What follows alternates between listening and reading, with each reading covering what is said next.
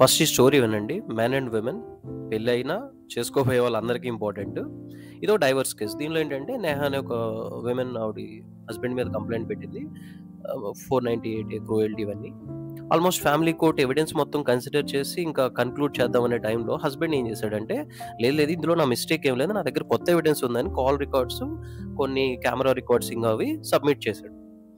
చేస్తే అంటే ఇప్పుడు మనకి లీగల్ పొజిషన్ ఏంటంటే, ఈ కాల్ రికార్డ్స్ ఇవన్నీ ఏంటంటే రైట్ టు ప్రైవసీ కిందకు వస్తుంది. ఇద్దరు పార్ట్నర్స్ మధ్య లేదా ఇద్దరు పార్టీస్ మధ్య జరిగినవి సబ్మిట్ చేయడానికి ఎవిడెన్స్గా కన్సిడర్ చేయరు.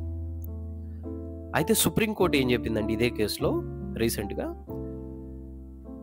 Sanctity of marriage over rights right to privacy. So ఈ సీక్రెట్గా మీరు కాల్ రికార్డ్స్ ఏమన్నా పార్ట్నర్స్ మధ్య జరిగినా అది రెలవెన్స్ ఉంటే కేసుకి మీరు సబ్మిట్ చేయొచ్చు ఎవిడెన్స్గా అని ఇచ్చింది. జనరల్గా ఇండియాలో ఏమవుతుందంటే, డైవర్స్ తీసుకొని విమెన్ వేరే వాళ్ళతో ఎఫ్ఐఆర్ పెట్టుకొని పెళ్లి చేసుకోకుండా మెయింటెనెన్స్ పేరుతో డబ్బులు తీసుకుంటున్నారు. ఓకే, అలానే అబ్యూస్ చేసే మెన్ విమెన్కి ఒకవేళ ఏమైనా రికార్డింగ్స్ ఉన్నా కానీ అవి అడ్మిసిబుల్గా అవ్వట్లేదు. సో ఇక్కడ మెన్కి విమెన్కి ఇద్దరికి బెనిఫిట్ ఈ జడ్జ్మెంట్ వల్ల. సో హెన్స్ ఫోర్త్ ఇక్కడి నుంచి ఏంటంటే it's a very landmark judgment as far as marriage disputes are concern.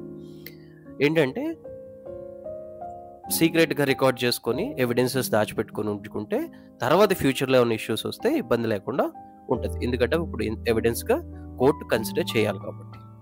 So ఇంకెక్కడి నుంచి జాగ్రత్తగా అన్ని రికార్డ్ చేసి పెట్టుకోండి, men women both, for your safety.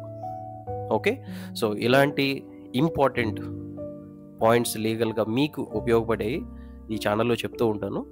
Like చేయండి, వీలైతే ఫాలో కొట్టండి, మీరు ఎవరికి షేర్ చేయకపోయినా వాళ్ళు. Thank you.